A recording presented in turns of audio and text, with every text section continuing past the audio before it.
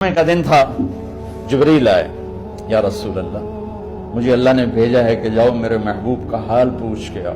اللہ اکبر۔ تو اب درد اور بخار دونوں چیزیں تھیں، سر کا درد بھی ہیوی ویٹ تھا اور بخار بھی، تپش۔ تو آپ نے کہا جبریل تکلیف ہے، تکلیف میں۔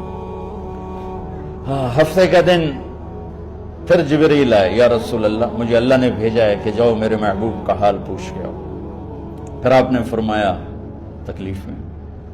اتوار کو پھر جبریل آئے، یا رسول اللہ نے بھیجا ہے کہ جاؤ میرے محبوب کا حال پوچھ کے آؤ۔ 12 ربیع الاول آ گئی،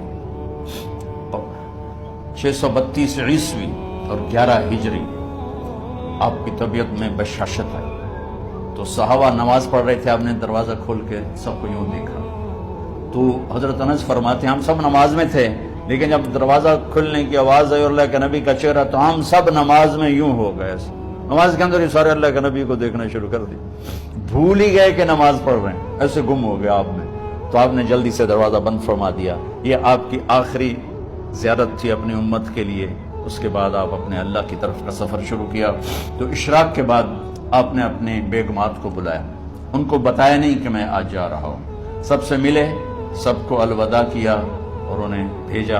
اس کے بعد آپ نے حضرت فاطمہ کو بلایا، جنت کی عورتوں کی سردار، سب سے زیادہ محبوب بیٹی، سب سے زیادہ جگر کا ٹکڑا، دل کا ٹکڑا کا، جس نے فاطمہ کو دکھ دیا مجھے دکھ دیا، جس نے اسے سکھ دیا مجھے سکھ دیا۔ ہاں، ان کو قریب کا، بیٹی قریب ہو، تو ان کے کان میں کہا میں جا رہا۔ وہ رونے لگی، تو ہم نے کہا رو نہیں، چند دنوں کے بعد تیری میری ملاقات ہو جائے گی سب سے پہلے۔ تو 6 ماہ بعد حضرت فاطمہ کا بھی 24 سال کی عمر میں یا 25 سال کی عمر میں انتقال ہو گیا۔ ان کو رخصت فرمایا۔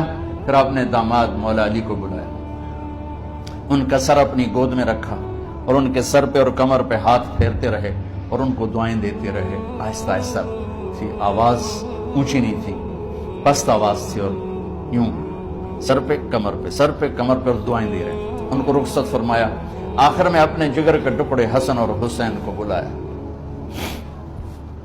جو ہی سینے سے لگایا آنسو شروع ہو گئے۔ بیویوں کو رخصت کیا، خاموش، بیٹی کو رخصت کیا، خاموش، داماد کو رخصت کیا، خاموش، جو ہی بچوں کو سینے سے لگایا تو آپ کے آنسو نکلنا شروع ہو گئے۔ ایک زہر میں تڑپ تڑپ کے مرے، ایک